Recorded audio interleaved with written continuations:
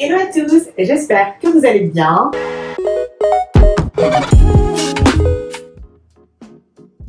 Alors aujourd'hui, on se retrouve pour une vidéo que je n'ai encore jamais fait sur ma chaîne. Je vais présenter mes essentiels de la cuisine. Un petit peu tous les ustensiles que j'utilise au quotidien.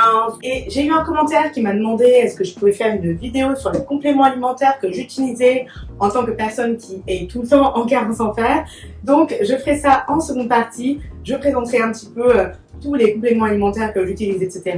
Bien évidemment en faisant un petit peu un disclaimer. Et je fais également un disclaimer parce que j'ai eu un commentaire la semaine dernière.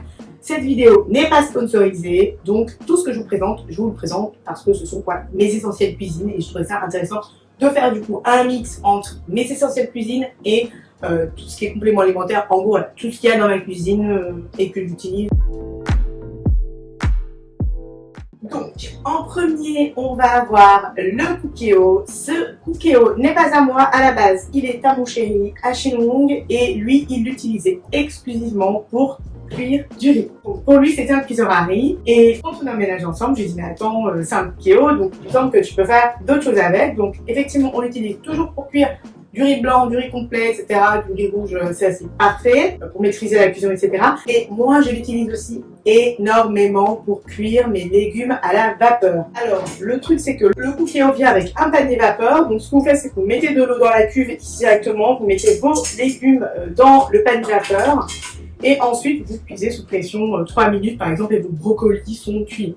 Ce qui est intéressant avec la cuisson vapeur, c'est que ça préserve un petit peu mieux les vitamines et les minéraux. Donc, c'est intéressant de cuisiner les légumes vapeur. Donc, voilà, nous, on utilise le Cookéo pour faire du riz, des légumes vapeur, mais aussi parfois, quand je fais mes petits risottos, vous savez, je vais faire du riz. Je vais mettre des lentilles, je vais mettre du tofu fumé, je vais mettre voilà, des courgettes. J'utilise aussi beaucoup pour cuisiner des plats comme ça et aussi surtout pour faire des soupes. Alors les soupes au Cookéo, c'est parfait. Vous mettez tous vos légumes, vous cuisez sous pression, ça dure 5 minutes et ensuite on prend le mixeur plongeant et on mixe le tout. Vous avez une soupe en 5 minutes, c'est vraiment parfait. Donc j'utilise le Cookéo. Ensuite, au niveau de la cuisson, on va avoir tout ce qui est donc les batteries de casserole et de wok qu'on utilise avec la poignée amovible. Alors, on va avoir 3 poignées amovibles, les autres sont machines à laver d'ailleurs. J'espère que ça ne fait pas de bruit et que le micro enlève bien le bruit de la machine à laver. 3 poignées amovibles qu'on va utiliser plusieurs casseroles, donc il y en a quelques-unes qui sont dans la machine. Mais le problème, c'est que vous savez, ce sont les casseroles avec le revêtement qu'il ne faut pas utiliser. Donc, nous, en fait, on devrait bien changer toutes nos casseroles pour avoir toujours le même système, c'est-à-dire les casseroles avec les poignées amovibles, parce que au niveau du rangement, c'est quand même beaucoup plus pratique d'avoir ça. On a aussi la version poêle, mais voilà, ce sont toutes des casseroles avec le revêtement en téflon, donc du coup, c'est super mauvais pour la santé. Il y a plein d'études qui ont été révélées ces derniers mois et ces dernières années pour indiquer que c'était absolument cancérigène et qu'il ne fallait absolument pas utiliser ces casseroles-là. Donc nous, là, voilà, on va vous faire un peu toute notre collection de casseroles. Je pense que ça va coûter un petit peu cher, mais écoutez, à un moment donné, voilà. Bref, c'est les casseroles comme ça, mais il faut absolument les changer et prendre des casseroles en inox directement. Ensuite, on va avoir, pour toutes les fainéantes comme moi qui détestent cuisiner et qui détestent couper l'ail, les oignons, les échalotes, etc. et j'en passe, on a donc le hachoir électrique. Alors, comment ça fonctionne? C'est que là, on a le petit tapis anti-dérapant, on pose le hachoir ici, voilà, on coupe grossièrement oignons, etc. Et ensuite, avec ça, on mixe donc directement les ingrédients et c'est super. On peut faire tout ce qui va être houmous, enfin des choses comme ça. Donc voilà, c'est super pratique. Ça, je l'ai depuis pas mal de temps. Ça doit qu'il est un petit peu vieux, mais c'est super pratique et surtout quand vous détestez cuisiner comme moi. Et moi, je déteste couper les oignons, donc ça, c'est vraiment genre un game changer. Ensuite, on va avoir la balance pour peser quand on peut faire des gâteaux. Parce que c'est vrai que j'aime pas faire à manger. Et par contre, j'adore faire des gâteaux. Donc voilà, on a la balance pour peser les ingrédients. Ça, c'est super pratique. Et franchement, ça coûte 10 €. C'est très très cher. Ensuite, on va avoir mes bols doseurs de l'amour, je les adore. Donc, ce sont des Pyrex qu'on a commandés sur Amazon. Hein. Vous en avez 3 tailles différentes et je les utilise beaucoup pour mesurer, pour avoir des gâteaux, des fois quand je vais faire des bouillons, etc. Et ils ont quand même de super bonnes qualités. Voilà, ça aussi, c'est donc mes 3 bols doseurs, mes indispensables pour les.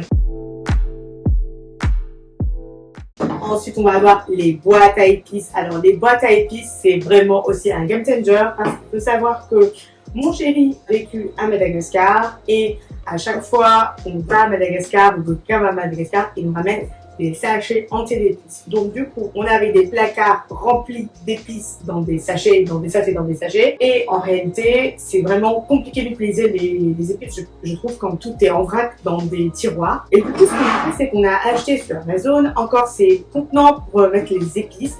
Et du coup, moi, mon étagère à épices, je l'adore. Et là, on peut plus facilement donc trouver toutes les épices et les utiliser. On utilise plus d'épices qu'avant parce que du coup elles sont quand même beaucoup plus accessibles. Donc voilà aussi pour le game changer, une petite boîte à épices. Je vous mettrai bien sûr tous les liens en barre d'infos avec les prix approximativement. Je ne sais plus exactement combien ça va coûter, etc. Mais il y en a 20 et voilà, franchement c'est super. Ensuite, on a le poivrier et la salière. Alors, le poivrier, on a pris celui de chez Peugeot. Il coûte une petite fortune. Enfin, franchement, je trouve que pour ce que c'est, ça coûte un peu cher. Mais ça n'a rien à voir. Ça, par exemple, c'est un truc, je ne sais pas où on l'a acheté. Il est nul. Le sel ne sort pas quand on l'utilise. Donc, l'objectif, c'est de prendre la version Peugeot aussi pour le sel, mais on ne dépense pas tout d'un coup. Avec mon chéri, on préfère faire des dépenses un petit peu plus étalées dans le temps. Donc, du coup, on a un fichier Excel et tous les mois, on prévoit de faire des dépenses, etc. Donc, normalement, la salière, on l'achète ce mois-ci ou le mois prochain, je ne sais plus. Voilà, en tout cas, on ne dépense pas tout d'un coup parce que c'est quand même relativement onéreux et on préfère voilà, aller petit à petit, s'acheter des choses de qualité. Mais voilà, prendre notre temps avant les achats comme ça. Donc pour l'instant, on a le poivrier qui est absolument incroyable. Franchement, celui-là, il est magnifique. La salière, bon, voilà, on la changera, mais pas pour tout de suite.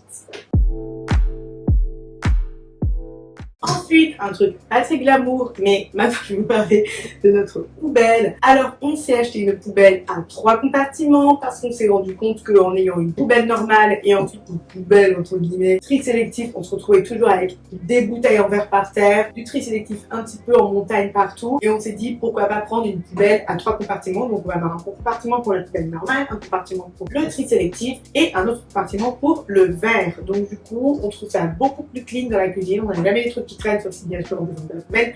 Mais si on descend régulièrement la poubelle, la cuisine reste tout le temps relativement clean. Donc voilà, la poubelle à 3 compartiments, pour moi aussi, c'est un game changer.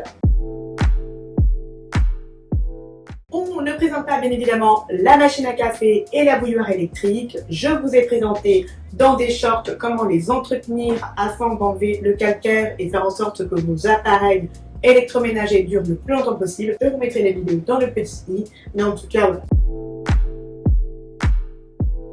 Ensuite, on va avoir notre dispenseur de savon également qu'on a acheté donc sur Amazon. Ce dispenseur de savon, il est très sympa parce que vous avez un compartiment pour mettre l'éponge, ensuite vous avez un endroit pour mettre tout ce qui est brosse, etc. Et vous avez le dispenseur de savon. À côté de ça, je vous avoue qu'on a le dispenseur pour se laver les mains qui n'est pas non plus super incroyable. Mais bon, écoutez, c'est un truc qu'on a depuis des milliards d'années et qu'on le réutilise comme ça pour les déchets en moins. Ensuite, on va avoir un autre game changer qui sont les bocaux en verre. En fait, c'est super pratique. Je trouve que ça rend la cuisine quand même beaucoup plus esthétique, beaucoup plus sympa, beaucoup plus visuellement attrayante. Et ça évite d'avoir tous les sachets de lentilles, les sachets de riz, les sachets de légumineuses, etc. qui traînent et qu'on ne veut pas vraiment ranger, qui se renversent, etc. qui talissent les placards. Donc comme ça, c'est beaucoup plus facile de voir où est-ce qu'on en est, ce qu'on possède, etc. Et c'est super motivant d'avoir sur une cuisine un peu les placards rangés. Ça quand même beaucoup plus sympa. Ensuite, on va retrouver donc dans les essentiels absolus les boîtes de conservation en verre. Donc, on va avoir la version avec le couvercle en bambou et avec le couvercle en plastique. Donc, pareil, je vous mettrai les liens dans la barre d'infos. Donc, ça, ce sont des boîtes de conservation qu'on a achetées chez Lidl. Et ça, c'est vraiment un ensemble de plusieurs boîtes. On est super content. On a un étage spécial rien que pour les boîtes de conservation en verre. Et franchement, c'est super pratique parce que quand on cuisine et qu'on met des aliments au frais pour les conserver, le lendemain, si c'est quelque chose qui va au four, on va directement le mettre au four pour le réchauffer. Et franchement, c'est super pratique. Et une boîte de conservation en verre, c'est parfait. Ensuite, on va avoir le grille-pain. Alors, c'est un grille-pain Silvercrest. On a acheté donc également chez Lidl. Il nous a coûté genre, je crois, 20 € ou 25 €, je sais plus exactement. Je l'ai présenté dans un vlog de retour de course quand on a acheté. Alors, ce grille-pain, du coup, il est très utile parce que, vous savez, alors moi, je suis pas trop pain, etc. quand on mange. Mais c'est vrai que parfois, j'aime bien acheter, vous savez, manger alors des pains complets, des pains aux céréales, surtout des pains aux céréales, des pains aux olives, enfin bon, ouais, des pains un peu plus fancy que juste du pain comme ça. Et en fait, ce qu'on fait, c'est quand on achète ces pains tranchés, on utilise quelques tranches et puis régulièrement, on va les congeler. Et avant, ce qu'on faisait, c'est qu'on les réchauffait au four. Donc, réchauffer 3 petites tranches comme ça de pain dans un four, c'est un petit peu une aberration. Donc, ce qu'on s'est dit, c'est qu'on allait acheter un grille-pain pour pouvoir réchauffer rapidement ces tranches de pain. Par exemple, le matin, parfois, c'est intéressant pour, vous savez, des petits déj salés. On va se faire des œufs mollets, 2 petites tranches de pain, avec tout à côté comme ça. Donc, c'est vraiment plus pratique, en fait, de pouvoir réchauffer du pain dans un grille-pain. Donc, je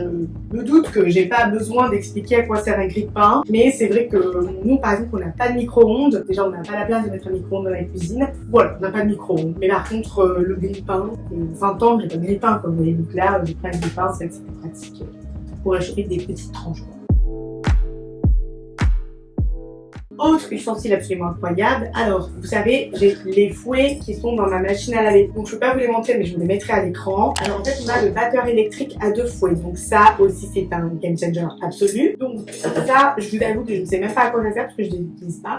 Mais en gros, ça vient avec ça, avec les 2 fouets qui sont dans la machine à laver. Malheureusement, je ne peux pas vous présenter, vous mettez ici à ce niveau-là. Et ensuite, vous battez gâteau, enfin voilà, toutes les pâtes, vous les battez avec ça et c'est vraiment super. Vous savez, avant, j'avais une espèce de style seul qu'on utilisait qui faisait hachoir, fouet et plongeant. Franchement, ça, pour faire des gâteaux, c'est horrible. Enfin, je veux dire, il n'y a qu'un fouet, on l'utilise et ça fait de la mousse de partout. Ça, il y en a 2 et franchement, c'est parfait. C'est vraiment le meilleur. C'est le truc vintage classique. Tu peux faire ça, c'est nickel. Et en fait, celui-là, il vient avec le mixeur plongeant. Donc ça aussi, vous pouvez aussi l'utiliser en tant que mixeur plongeant pour faire vos soupes, vos smoothies, etc. Moi, j'avoue que je n'ai pas de mixeur, vous savez, classique là, le mixeur, je trouve que si on a quelque chose qui nous sert pour faire lisse, et en gros, j'utilise le mixeur plongeant pour aussi pour faire toutes les smoothies et pour faire des soupes, tout ça, c'est super pratique. Par contre, le batteur électrique à 2 fouets, c'est la meilleure fonction de l'univers pour faire des gâteaux. Alors ensuite, un autre indispensable pour ma cuisine, ce sont ces petites étagères là que je mets dans les placards de ma cuisine pour pouvoir créer 2 niveaux. Alors ça aussi pareil, c'est un game changer. Je vous ai présenté aussi également, je vous montrais dans ma vidéo Kitchen Tour où je vous présente un petit peu comment est-ce que j'ai réorganisé ma cuisine, etc. et que j'ai réorganisé tout l'intérieur de mes placards. Et en fait, j'ai acheté pas mal des petites étagères comme ça pour faire 2 niveaux. En fait, vous allez voir le rangement et vraiment ça change tout parce qu'en fait, on peut vraiment exploiter tout l'espace qu'on a généralement dans les placards. Vous avez du volume, mais vous pouvez pas vraiment l'exploiter parce que voilà. Mettre ces petites étagères là, ça change tout. Je vous mettrai pareil les liens dans la barre d'infos et ça j'aime. Ensuite, j'ai des bacs comme ça que j'utilise pour pareil ranger des éléments dans mon placard et en fait, j'ai juste à tirer la poignée comme ça, à tirer vers moi pour pouvoir récupérer des choses. Ça très pratique.